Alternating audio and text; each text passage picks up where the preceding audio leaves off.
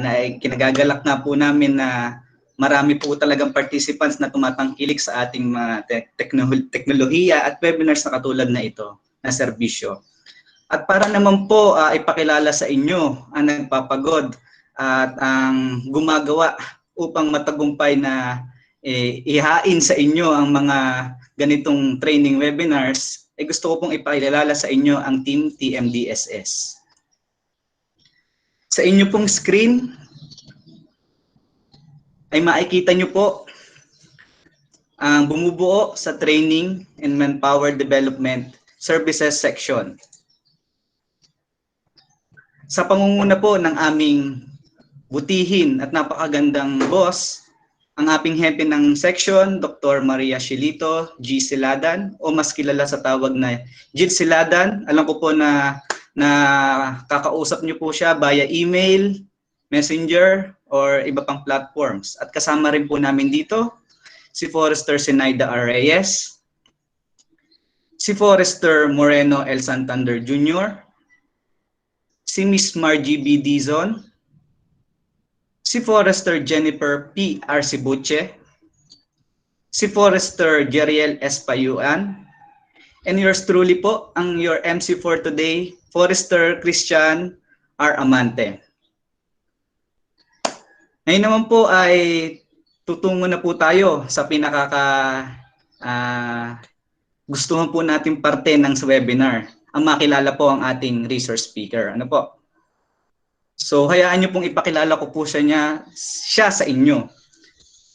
Siya po ay nagtapos sa University of the Philippines, Los Baños, sa kursong Forest Products Engineering. Sa kasalukuyan po ay nagtatrabaho po siya sa DOST FPRDI bilang Science Research Specialist 2 mula sa section ng Solid Products Development at under ng division ng Technology Innovation Division. Siya din po ang head unit ng sawmilling and machining. Talaga pong napakadami na pong accomplishment ng ating speaker for today. Ano po? At kasalukuyan po ay siya po ay nag-aaral ng kanyang MS, Master of Science in Wood Science and Technology, major in wood processing. Ibig sabihin po, hindi lang po sa bamboo processing o sa anumang bamboo technology siya marunong. Marunong din po siya pagdating sa wood processing and wood science. Ano po? So, ngayon po ay sinisigurado ko po sa inyo na napakabait po nito at napaka-accommodating po nitong speaker natin. Kaya kung ako po sa inyo, lahat po ng katanungan nyo, ilagay nyo na po sa chat box after po ng ng presentation ng ating resource speaker. Kasi napaka-accommodating po niya at sasagutin niya pong lahat ng yan. Pero sa ngayon po muna, kamustahin po muna natin ang ating speaker, resource speaker. Sir Joby, kamusta po? Hello, magandang narinig ba ako? Rinig po, sir. Okay, magandang umaga sa ating lahat and sa ating mga participants. Welcome dito sa ating webinar. Samahan nyo sana kami hanggang mamaya, hanggang question and answer portion. Maraming salamat po, Sir Joby. Ngayon po ay ating mapapanood po ang lecture po ni Sir Joby about sa bamboo furniture making. Ano po, level 1. So enjoy lang po tayo, sit back and relax lang po at kunin na po natin ating mga pagkain at manood po. Panoorin po natin. Maraming salamat po.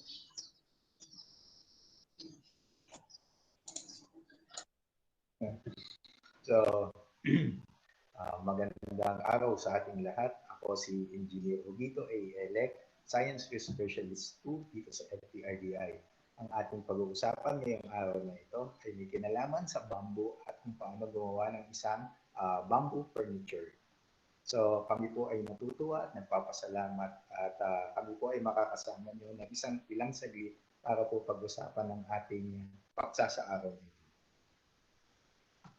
So simulan po natin ang ating discussion sa mga produkto na gawa sa kawayan. Magmula pa po noon hanggang ngayon, nagbago na rin ang ating mga produkto. Nagsimula tayo sa simpleng bagay noon na ginagamit ang kawayan sa pambakod, utensil sa kusina, at sa iba pang mas maliliit na bagay katulad ng basket. Sa ngayon naman po ay nagbago na ito. Naging mas complex o komplikado na ito. Meron na tayong engineered bamboo, meron na rin tayong ginagamitan ng ibang materyales o sinasamahan ng bamboo ng ganitong produkto. Nandiyan na rin ang kung makikita nyo, may mga bamboo bite na, may iba-ibang materialis na nakasangkap doon sa ating kawayan.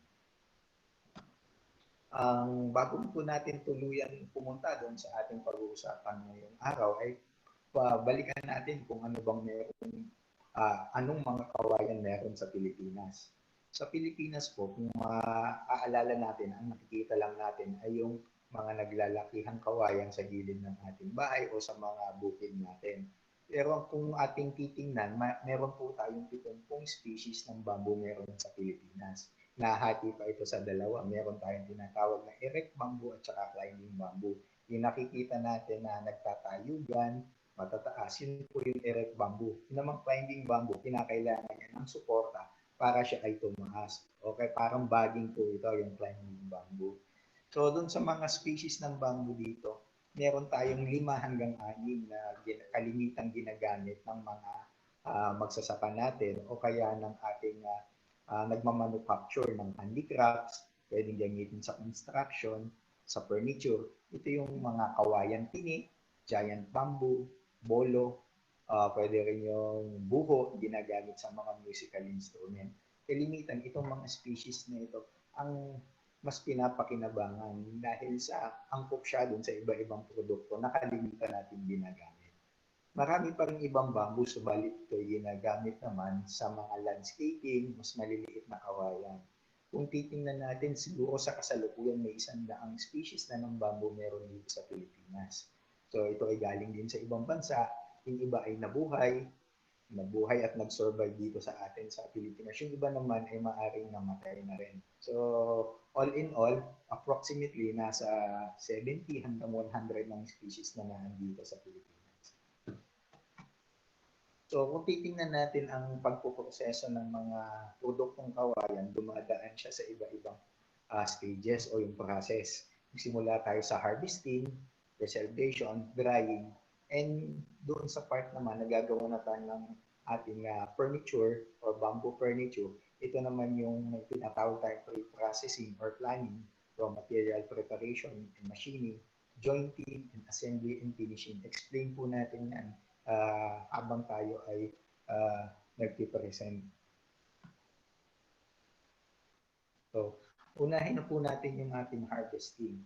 Pag sinabi kasi nating harvesting, ito yung pagkuha ng mga matured bamboo, pwede sa kagubatan o pwede sa plantation or maaaring sa likod bahay natin. Ano ba yung ating i-consider pag mag-harvest tayo ng kawayan? Unang-una yung sinasabi natin yung age ng plantation o maturity ng ating kukuning kawayan. May minimum age sana tayo na 3 years old na clamp. So, tapos ang makukuha natin dito yung mature bamboo na. So, kung titingnan natin, kalimitan ng mature bamboo natin na hindi na siya nagko-color green, halos dark green na to brownish na yung color o nag-yellowish na. Kung titingnan natin yung inner skin niya, siya rin ay nagiging yellowish na. Signs din na mature na yung bamboo natin, pag madami na siyang mga scars, ibig sabihin matagal na siyang naandoon sa kanyang lugar. So, okay. At ang harvesting period naman, kailangan din natin i-consider. Sabi nga nila, mas maganda yung kawayan pag ito ay taga sa panahon. Ibig sabihin, nakuha siya doon sa tamang season. Meron kasing mga kawayan, tayo, all season nakikita naman natin siya, pero gaano siya katibay. Sabi nga natin, pag tama sa panahon, mas maganda at mas matibay. Pero ano ito? Ang sinasabi dito, ang tamang harvesting period nito ay pagkatapos ng tag-ulan o kaya ay bago naman tayo sumapit yung tag-araw. Pag nagtag-ulan kasi at kumuha tayo ng kawayan, unang-una, mahirap kunin ito. Maputik, mahirap yung daan, mabigat. So dahil mas madami kasi na water content.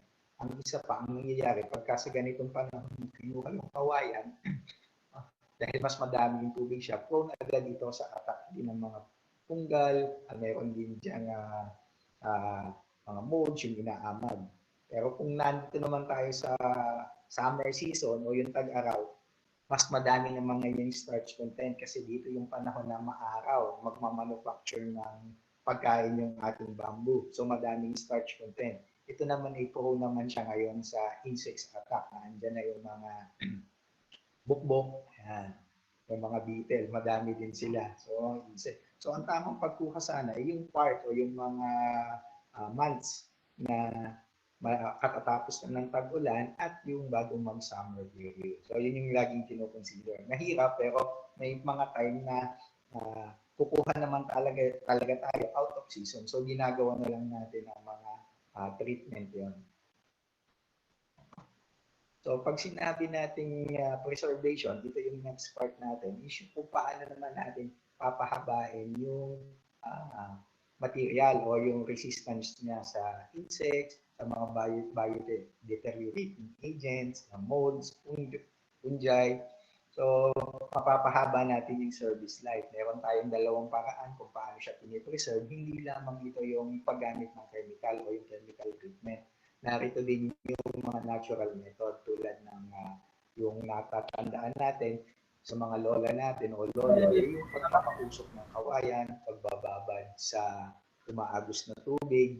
Ito ay ilan sa mga paraan kung paano mapapatagal natin yung service life ng ating kawayan o ng ating materials. Doon sa ang logic naman dito sa pagbababad sa tubig ay sumasama yung starch content ng kawayan doon sa tubig habang siya ay nakababad. So, nag-leach out. So, nababawasan yung starch content, nababawasan din yung pagkain na pwede ng mga insekto.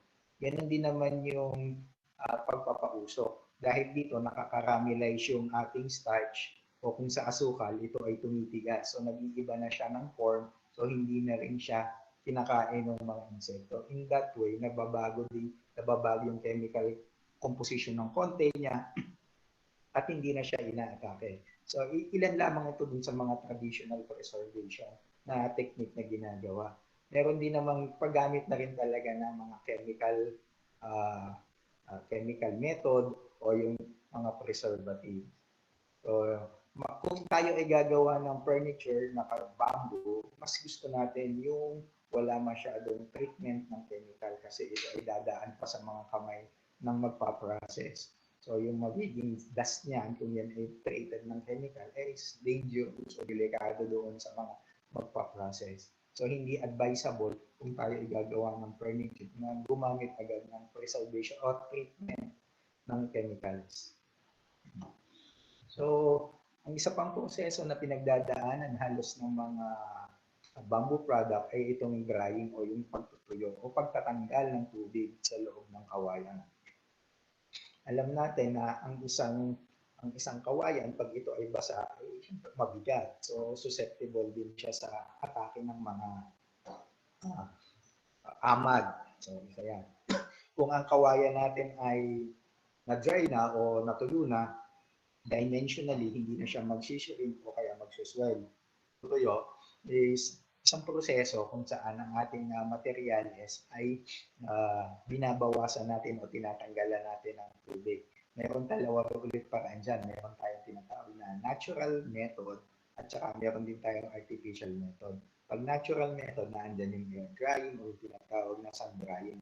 Pag artificial method naman, gumagamit na tayo ng kiln o kaya ng mga heater at saka pan para mabawas natin yung moisture na laman ng ating kawayan. Ano ba ang gamit pag natuyo na natin ang ating kawayan? Unang-una, siya ay magiging dimensionally stable. Ibig sabihin, yung kanyang kapal o lapad ay hindi na magbabago. Isa pa, kung tuyo na yung kawayan, konti na rin lang yung pwedeng kainin ng mga insekto para siya kainin. At isa pa, ang mga fungi ay mababawasan na din yung moisture. Wala na silang, hindi na angkop para sa kanila yung mababang moisture para mabuhay.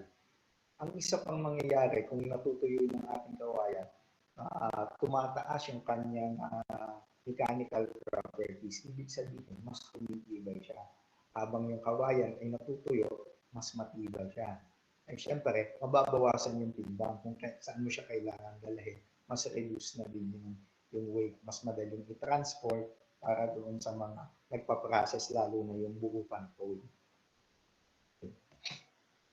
So, dito na tayo sa stage naman na gagawa na talaga tayo ng furniture. Meron ulit tayo mga 4 na sinusundan na process dito sa paggawa na ng bamboo furniture. Unang-una ay yung pre-processing o planning, material preparation, jointing and assembly, at saka yung finishing. So, explain ko sa inyo yung isa-isa.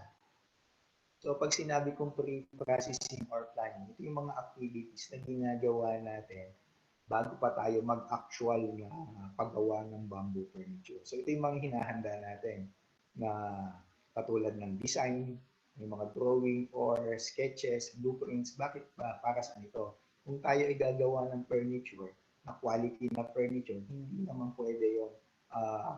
Ang ginawa natin yan, hindi na natin kayang gayahin o ulitin ng sa susunod pa nakaparehong-kapareho.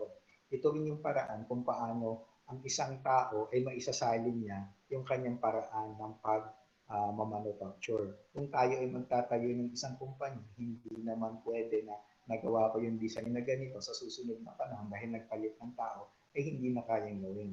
So ito yung designs, yung mga blueprint ang pwede natin gawin, gamitin na guide para makagawa pa rin tayo ng quality ng produkto at kapareho pa rin ng una nating mga nagawa. And then, meron din naman tayong ipiniprepare na bill of materials o yung mga cutting list. Kung mapapansin nyo dito, ang ating bill of materials ay pinaghalong round bamboo at saka slats. Na andito nakasulat yung iba-ibang parte ng ating furniture. So, magkakaroon na tayo ng idea kung ano yung dapat natin kunin na bamboo pole. Ano dapat ang diameter at ano yung haba. At kung ito naman ay slats, ano yung kapal, ano rin yung haba at ano yung lapad. So dito magkaka-idea tayo gaano kadami yung ating kailangan na materyales. Malalaman na din tayo kung ano yung costing o yung magagastusin natin sa materials pa lamang. So part pa rin ng pre-processing and planning is yung pag-consider natin doon sa bibilhin natin na kawayan. Meron kasing bumibili lang, meron namang nag-harvest talaga. So tingnan natin yung physical properties na kailangan siyempre free from defect at magagamit talaga natin siya. So part na rin ng ating processing ay titingnan natin ngayon. Paghahanda pa rin ito ay yung mga kinakailangan natin na gamit. Available ba ito sa ating shop?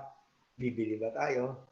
So ito yung mga kailangan natin. Yun yung mga tape measure, pansukat, bolo, hand drill, circular, so pangkat, also sa jointing system na kailangan gamitin, mga tools para iskwalado, bangka ng iskwala, rubber mallet, mga chisel, jigsaw kung meron tayong kailangan curve na gawin, mga rotary tool, pwede rin siyang gamitin drill o pwede sander. So kung magpipinish na tayo ng part, andyan na yung gagamit tayo ng clamps, pag-assembly, gamit tayo ng pwedeng grinder o pwedeng orbital sander para sa finishing. And isa pa yung clamp din, yung corner clamp, para doon sa mga kantuhan at saka assembly.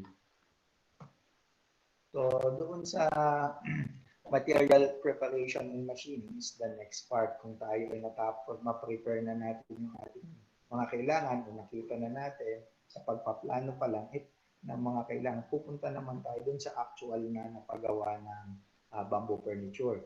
So, meron tayong 4 na tinitingnan pag gumagawa na tayo.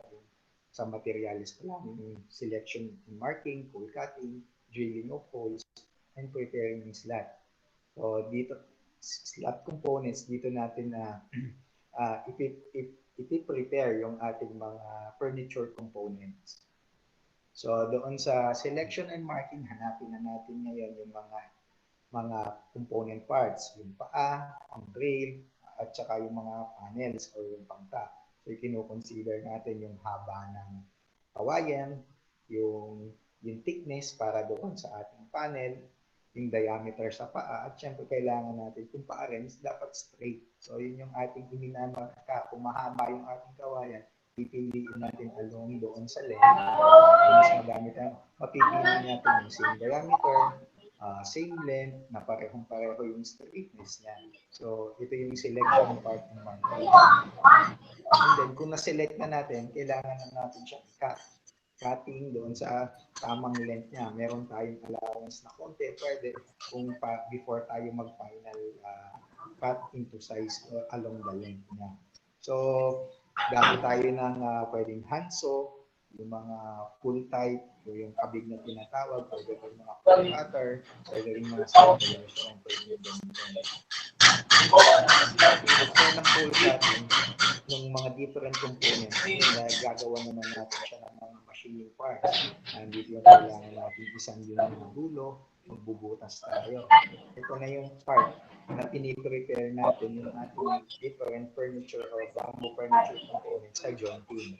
So, pwedeng manually, pwedeng gamit tayo ng mga simple tools o power tools. O pwede din naman yung mga machines natin na pang wood.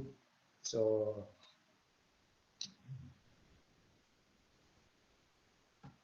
yung part naman ng meron tayong round na mga components, meron din tayong slot component.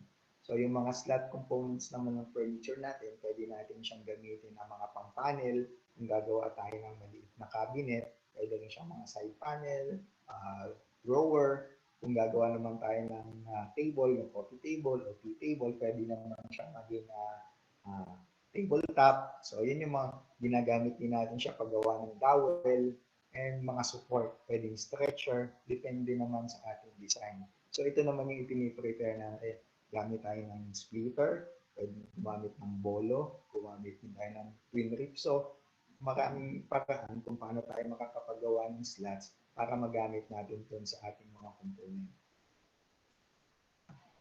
So, pakita ko lang sa inyo yung isa, parang yung jointing and assembly. Kasi yung unang part, ginawa na natin yung pag-prepare ng mga round o yung bamboo pole and then yung mga slats kung saan naglagay tayo ng mga butas, nag-sanding tayo para mag-fit yung isang component doon sa ginawa natin hole gamit siguro ang ating hole saw. So dito naman sa part na ito, ituturo natin, papakita natin kung ano-ano yung mga paraan na pwedeng gamitin. Pero for this seminar, gamitin muna natin yung ating dowel joint system. Makikita nyo dito, ito yung pinakasimpleng paraan kung paano tayo makakapag-joint ng mga component natin o kung paano natin bubuuin. Paano natin siya mailala gamit ang dowel. So meron pa rin ibang paraan na andyan yung dowel.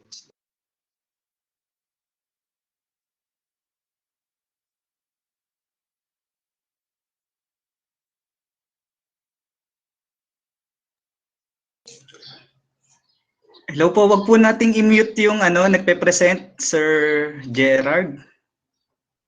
Ano po, nawala po tayo yung presentation. May part din naman na gagamit na tayo ng metal. So, ang kailangan lang naman natin dito sa jointing and assembly, i-consider din natin yung node, kung nasaan yung node. Kailangan natin yung node para hindi magkaroon ng collapse kung lalagyan natin ng load yung isang component natin.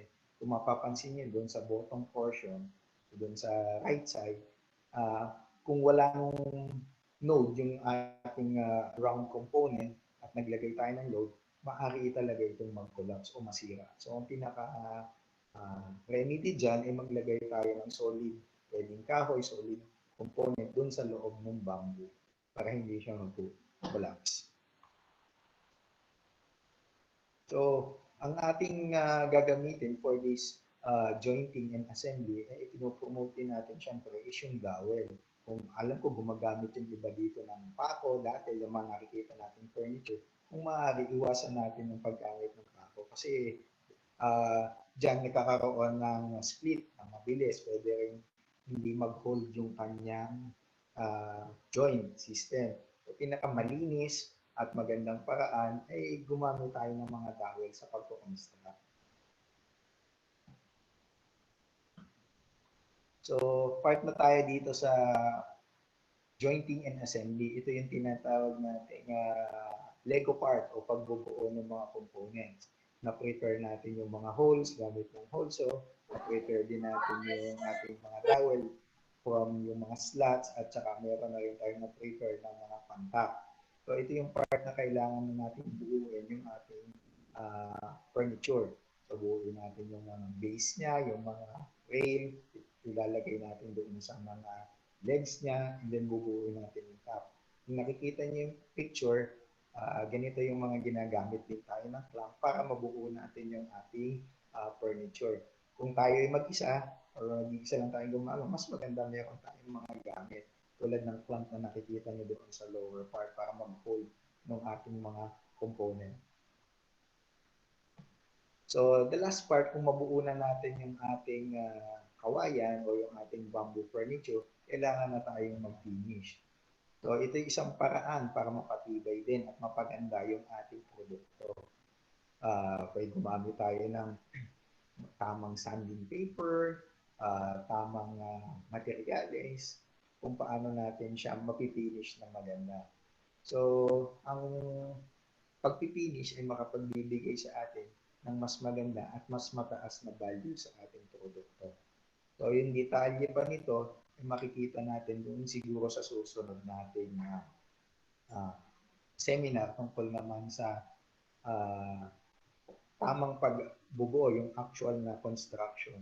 So, for now, itong finishing ay ito yung pagbibigay ng additional value at paghahanda doon sa ating furniture.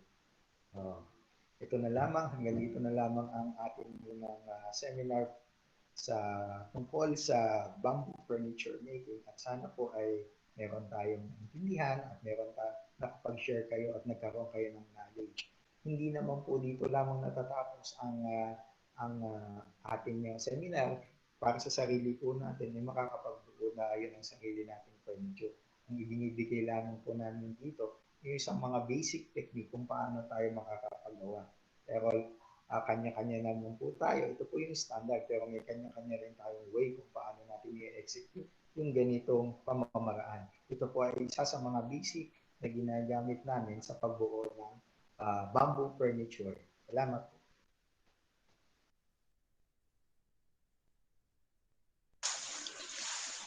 Maraming salamat po, Engineer Joby, sa inyo pong lecture on bamboo furniture making. Alam ko po yung iba po dito ay bitin. Ano po, kasi lecture lang po yung ating napanood ngayon. Pero itong lecture na pong ito ay makakatulong po sa atin para mabigyan po tayo ng ideas, basic ideas, sabi nga ni engineer, basic information, yung standard ng paggagawa ng bamboo furniture. Pero sa ngayon po, may susunod pa po kami ditong training kung saan po yung training webinar po natin ay makikita nyo na po yung step-by-step process po. Yun po yung level 2 ng bamboo furniture making. At ayun po ay i-announce po namin sa inyo mamaya po. Kaya hintayin nyo po ulit ang announcement po natin dito para hindi po kayo mabitin. Ano po, may level 2 pa po ito, so wag po kayong magsasawang tangkilikin po itong bamboo furniture. So matututo pa rin po talaga tayo. Ano po? And ayun po, maraming salamat po ulit, Engineer Joby. So, yung mga questions nyo po, pwede nyo na pong ilagay dyan sa ating chat box. Please free to type your questions na sasagutin po natin yan mamaya-maya po. Pero panoodin po muna natin ang ating short video para po tayo patuloy na makaligtas sa pandemic na hatid ng COVID-19.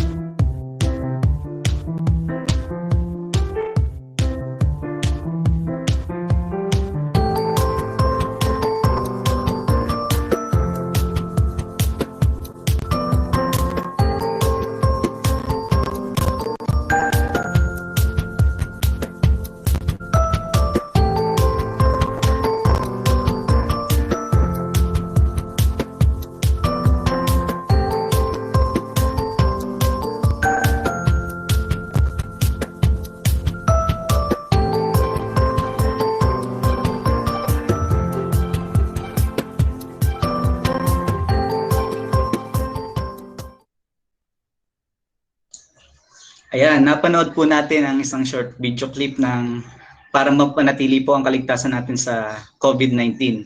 So, yun po, lagi po tayong maghugas ng ating kamay na hindi lalampas po dapat sa 20 seconds. Lagi po tayo, paglalabas po tayo ng bahay o mamimili, kailangan po ay naka-face mask po tayo at nakasuot ng face shield. At kung maaari po talaga ay huwag na po tayong umalis ng bahay kung wala naman po tayong importanteng pupuntahan. Ano po? So, yun po, stay safe po tayo. So, yan po, pwede na po tayong magtanong. Sir Joby, handa ka na po ba? Okay, nandito pa naman tayo. Handa na tayong sagutin yung mga katanungan na makakatulong sa ating mga kasama. Yes po. Para po sa unang tanong, Engineer Joby, may nagtanong na po dito. Mula po kay Miss Imogen Landuay. Sir, ilang araw po ang sun-dry sa bamboo for good quality po? Ulitin ko po, sir. Ilang araw po ang sun-dry sa bamboo for good quality? Ang objective kasi natin pag nagda-drying tayo ay ma-reduce talaga yung moisture na laman ng ating kawayan. So pinakamaganda niyan, mag-equal sana yung ating environment at yung ating kawayan para wala nang exchange ng moisture o yung paglipat. So maging equal lang sana sila. So hindi nakakapal o ninipis yung kawayan natin. Ngayon, ang pinakamaganda kasi na proseso para control natin yung environment ay kiln drying. Kung gagamit tayo ng air drying or sun drying, ito ay hindi natin makokontrol. Kaya yung dami ng araw ay depende sa lugar natin at depende na rin sa panahon. Kalimitan ito ay tumatagal ng 1 linggo, 2 hanggang 3 linggo, depende pa sa panahon. Kasi siguradong mag-a-absorb yan ng moisture kasi hindi natin kontrolado. Pag maaraw na ulit, mawawala na ulit yung moisture. Pag hapon or gabi na, dahil hindi control, babalik ulit sila. So medyo mas matagal ng konti. So, Sir Joby, mas maganda po pala kung meron tayong dryer. Ano po? Para sure po yung moisture content ay talaga kung 3 days lang po yung ating kailangan para sa tama po ba, sir? Mas maganda sana kung may dryer. Ang mahirap lang dito sa pag nag-air drying tayo, kailangan i-monitor talaga natin kung bumaba na ba talaga yung moisture. Hindi natin masigurado, depende rin talaga sa yung environment natin at yung condition doon sa lugar natin. Paglalagyan ng ating mga kawayan. Pati yung storage niyan, kasi may mini-maintain dapat tayong moisture. So, yung sabi ko, pag maganda yung panahon, pwedeng 1 linggo hanggang 3 linggo. Yan, medyo bababa na yung moisture content yan. Yun po, sana po ay nasagot po ni Engineer Joby. So, second question po, sir. Sir Joby, from Mr. Gerard Borrero. Saan kaya may available dito sa NCR na raw na material like slats or processed katulad ng sawali? Ulitin ko po, sir. Saan kaya may available dito sa NCR na material like slats or processed katulad ng sawali? Sir. Doon po sa NCR, pwede po tayong magtanong sa, hindi ko rin po masigurado kasi yung po mga ganitong ay seasonal din, ang mga ganitong produkto. Pinakamaganda po dyan, pwede po tayong magtanong doon sa DTI kasi po ito ay nawawala din talaga. So, kumontak din tayo. Pwede dito sa opisina po, pwede namin kayong mabigyan ng, wala lang kaming data ngayon kung sino yung mga nagmamanufacture at may record din sa amin dito sa DTI. Sa ngayon po ay ang hirap sabihin, particular kung saan lugar makakakuha ng materyales. Pero dito sa amin sa Laguna, meron pong kaming mabibilhan at may nakikita na kaming nagtitinda niyan dito. Sa NCR, medyo mahirap po, malayo talaga yan eh. So yung mga hardware natin dyan, pwede kayong magtanong at doon sa ating DTI. Ay, salamat po. Engineer Joby, particular po dito sa Laguna, saan po kaya pwede po kayong mag-recommend sa kanila kung gusto po nilang pumunta ng Laguna? Saan po kaya dito pwede merong mapagkunan sila? Dito po sa aming 3rd district po ng Laguna hanggang 4th district meron po yan. Yung lugar na simula tayo dyan sa dito nga sa may Calamba, meron Calamba, Santa Cruz, papunta dito hanggang sa may 4th district ng Laguna. Along the highway, may makikita po kayong mga nagtitinda ng mga bamboo. At pwede rin nyo silang kausapin na ikuha kayo. Meron pong mga ganyang contract din dito na pwedeng gawin. Thank you po. So yun po, maraming salamat. Ano daw po, along the highway lang daw po ay may makikita na po talaga tayo nagpo-produce at nagpa-process ng bamboo. Ano po? Sana po ay nasagot po, Sir Gerard, yung tanong. Ano po? Then third question po, Sir Joby, from Mr. Oliver Marasigan po. Magandang umaga po. Sa paggawa po ng bamboo furniture, mahalaga na tama ang edad ng kawayan upang magkaroon ng matibay at maganda na klase ng gamit. Ano po ang katangian o indikasyon ng isang kawayan para po masabi natin na ito ay mature o nasa edad na? Pare-parehas po ba itong mga katangian na ito sa lahat ng kawayan? Ulitin ko po, sir. Ito po yung pinakatanong po niya. Ano po ba ang katangian o indikasyon ng isang kawayan para masabi natin na ito ay mature o nasa edad na?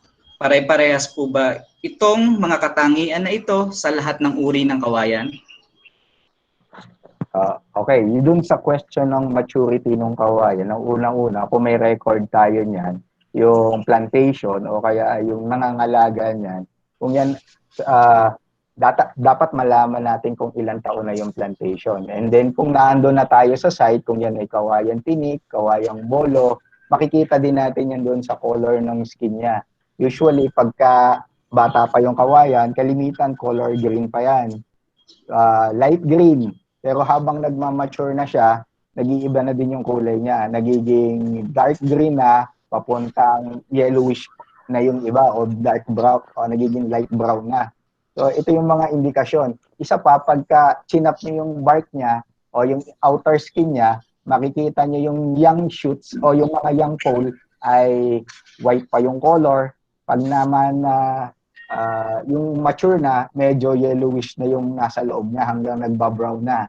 Isa pang indicator dito, lalo na dun sa kawayan tinik, pag mapapansin nyo, pag pinutol yung kawayan tinik at yun ay young pa, kalimitan pinupuntahan niya ng mga insekto, langaw, nilalangaw yan. Pero yung mga mature na, hindi na siya masyadong pinupuntahan ng mga insekto o ng mga langaw.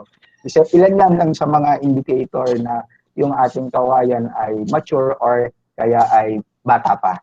Ay, isa pa, pag natuyo yan, makikita nyo na nagko-collapse agad yung young shoots.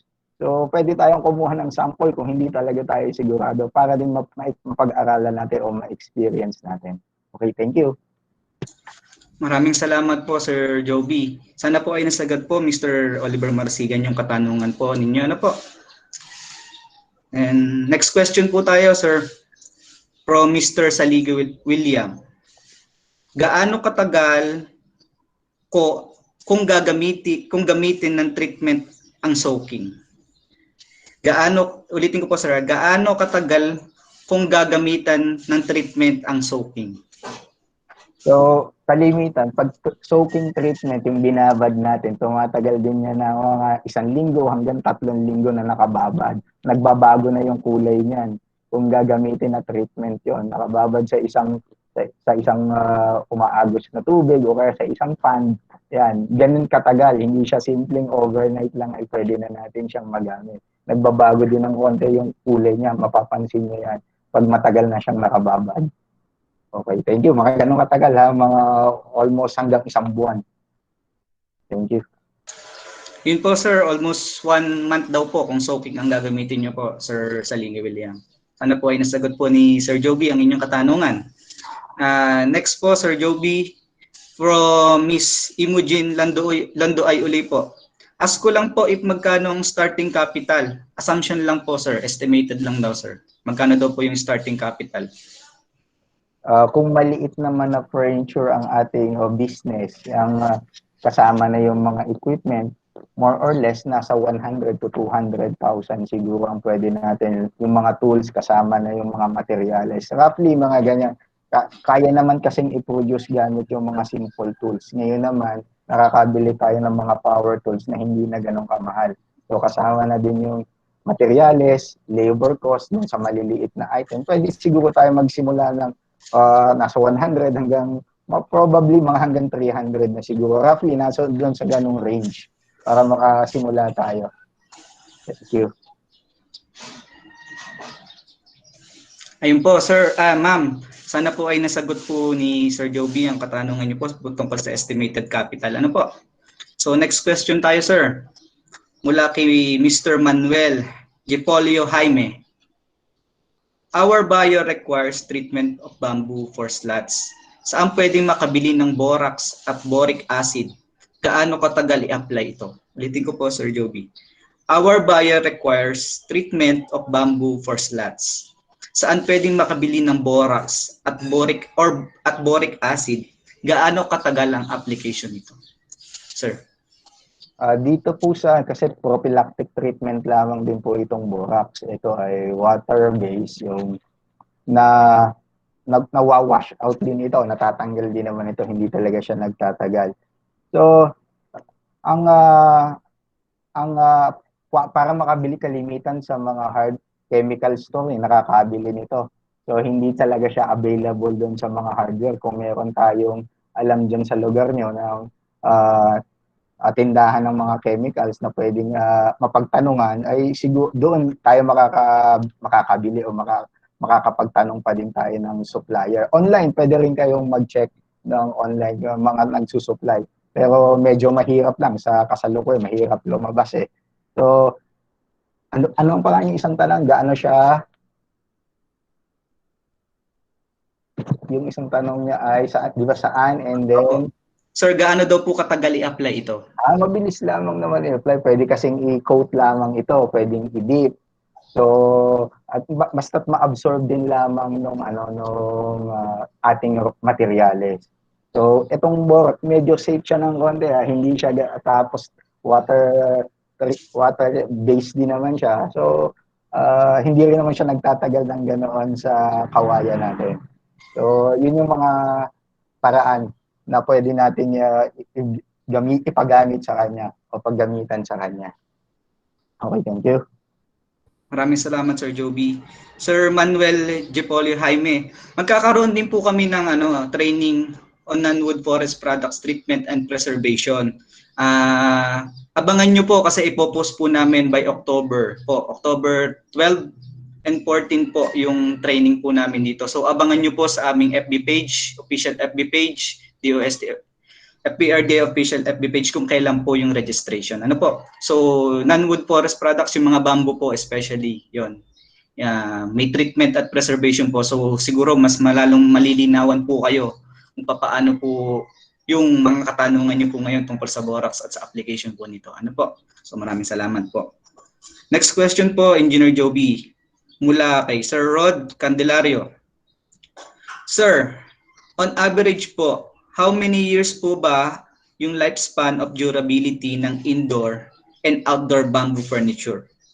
And other than varnish po, ano po ang advisable na pwedeng gamiting pampakinis? Wait lang po sir, ulitin ko po. On the average po, how many years po ang lifespan of durability ng indoor and outdoor bamboo furniture? Ayun po yung first question na sir.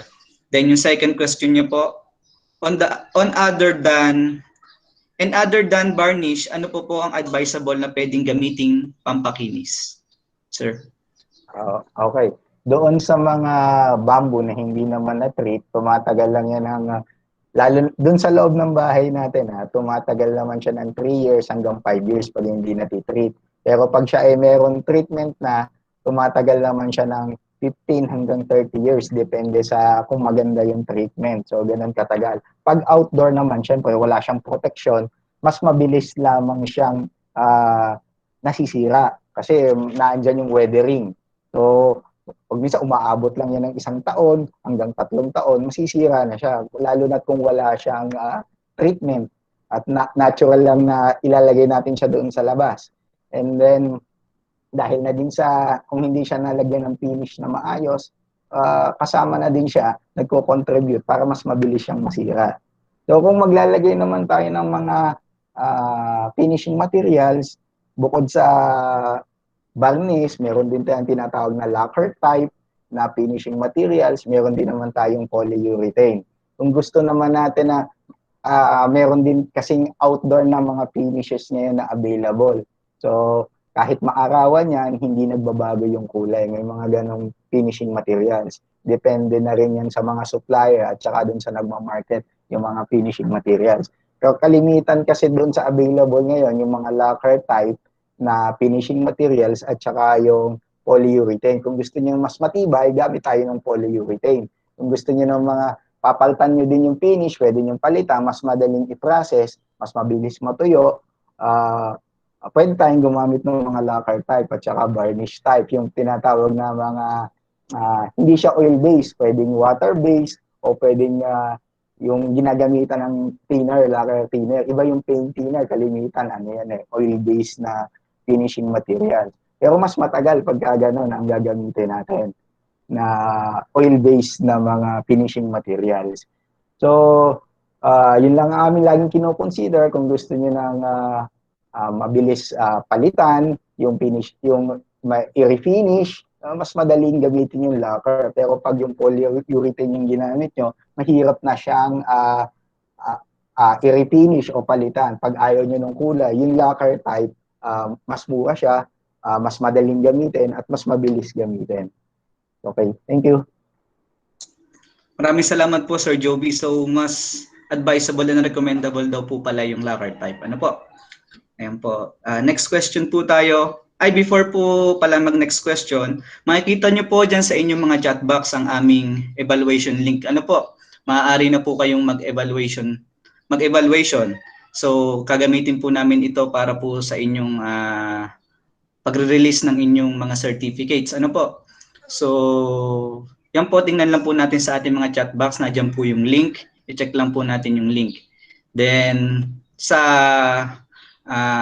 last part po ng eval, meron po diyang rating. I-rate nyo po kami. 5 po ang pinakamataas and 1 po ang pinakamababa. So, rate nyo po kami kung maaari po ay yun po. Doon po sa anong yun. Pwede din po kayo maglagay ng 4.5, 4.9, 4.8, and other po. Kung ano pa pong gusto nyo pong ilagay ay tatanggapin po namin yan. Ano po? So, dako na po tayo sa susunod na questions. Ano po? From Mr. Ronel Bonita. Ano po ang pwedeng i-substitute if hindi available ang borax, sir?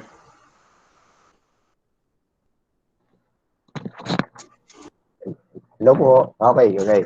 Kung hindi naman available sa ngayon yung mga borax na chemicals, pwede tayong mag-natural method na muna. Kasi para sa amin, dun sa gumagawa ng mga furniture sa bamboo, mas gusto natin syempre yung water-based, kung makakakita pa rin tayo ng mga water-based na chemical, bukod doon sa mga deltamethrin na ginagamit sa treatment, sana ay makapaghanap din tayo. So, mas mabibigyan yan siguro ng detalye doon sa ibang seminar natin. Ako ay hindi muna authorized sumagot doon sa ganong treatment, para doon sa treatment na yun. Sa atin muna ay yung furniture making. Okay. Ayun, sir. Inuulit ko po kay Sir Ronel.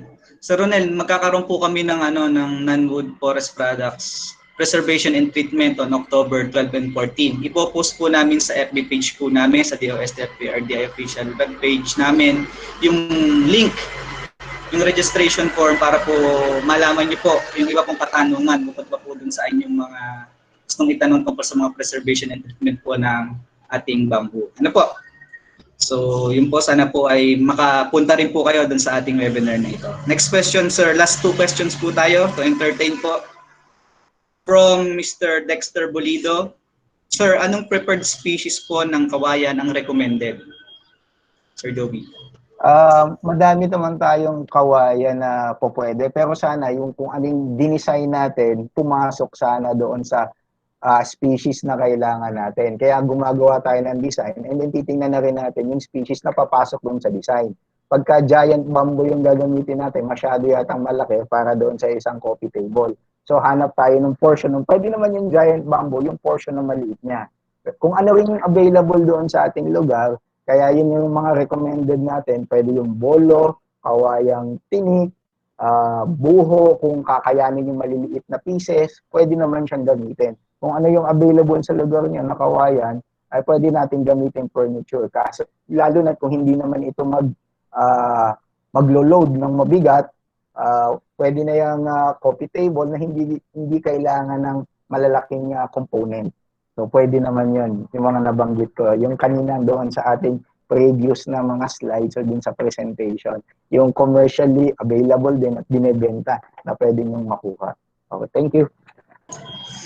Ayun po, sabi nga po ni Sir Joby kung ano daw po yung available dyan sa inyong mga lugar. Pero kung maaari, kung meron po kayong mga kawayan tinik, bolo, ay mas recommended daw po yun, yung giant bamboo. Ano po? So, maraming salamat po. Sir, last question po.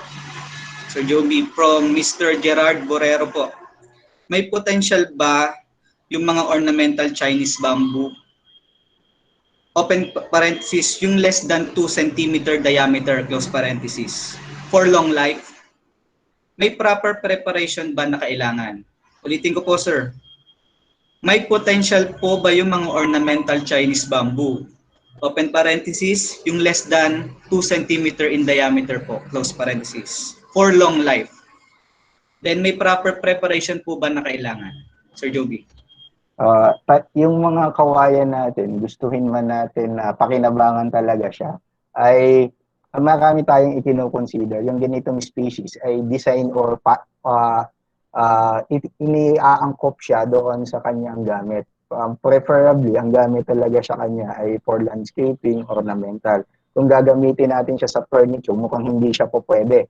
Pwede siguro handicraft, mas maliliit yung mga piyesa na kailangan natin.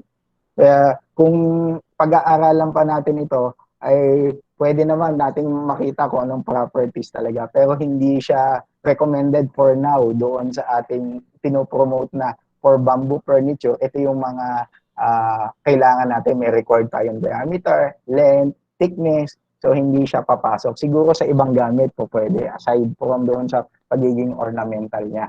Okay. Thank you. So yung more on landscaping daw po yung sa ornamental Chinese bamboo. Ano po? Sir, may pahabol na question po tayo. Okay lang po ba? From Mark Anthony po.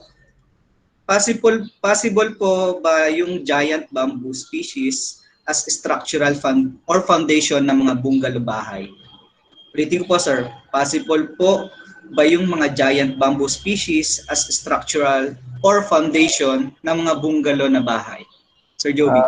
Ay sige po, sa amin pong opisina, yan pong ganyang mga katanungan ay sinasagot ng aming ibang kasamahan. Pero partly po, dun sa aking mga natutunan na din dito sa office, ay pwede naman po yan, basta tama yung treatment, tama din yung preparation, kahit yung mga kung saan mo siya ipapatong na foundation, may mga kino-consider po yan. Pero pwede pong gamitin yan. Lahat naman po yung species ng giant bamboo, kalimitan po ay ginagamit din talaga sa construction.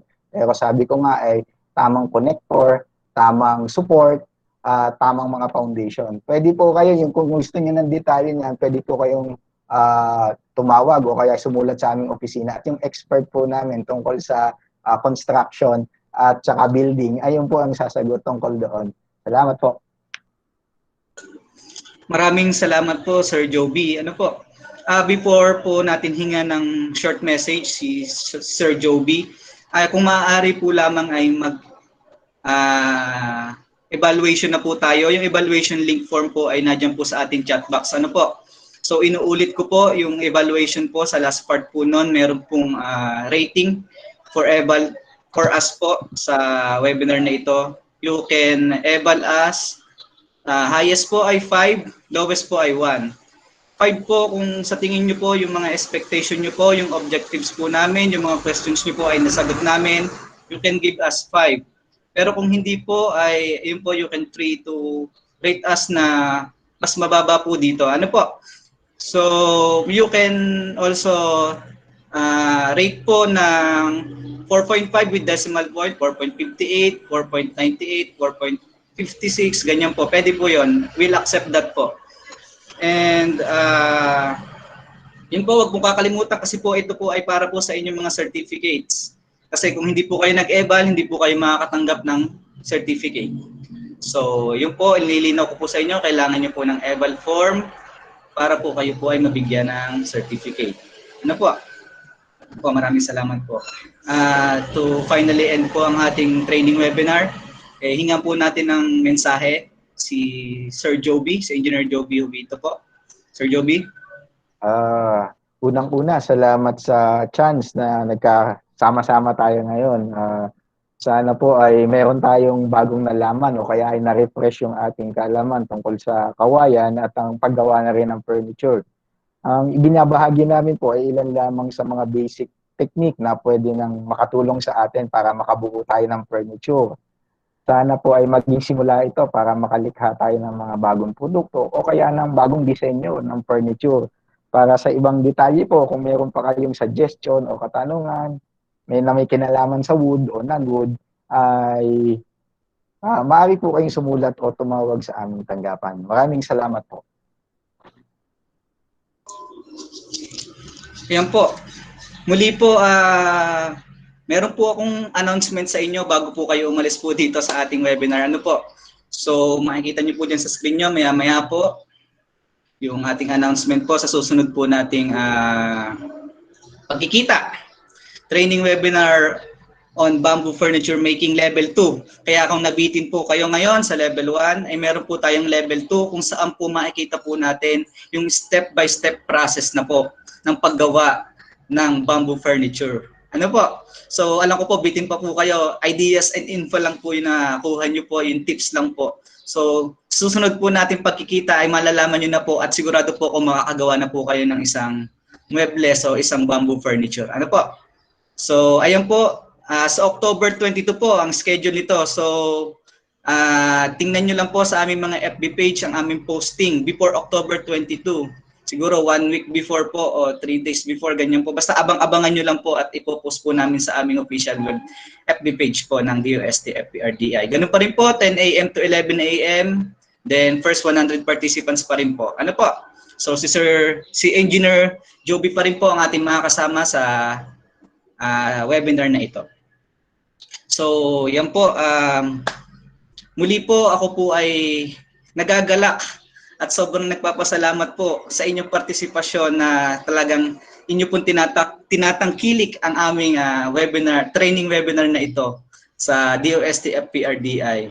In behalf po ng aming Director Romulo T. Agangan, ng aming TSD Division Chief, Mildred M. Fidel, at ganoon din po ang aming hepe ng section na si Dr. Jill Siladan. Kami po ay lubos at taos puso nagpapasalamat po sa inyo pong pagtangkilik ng aming webinar series.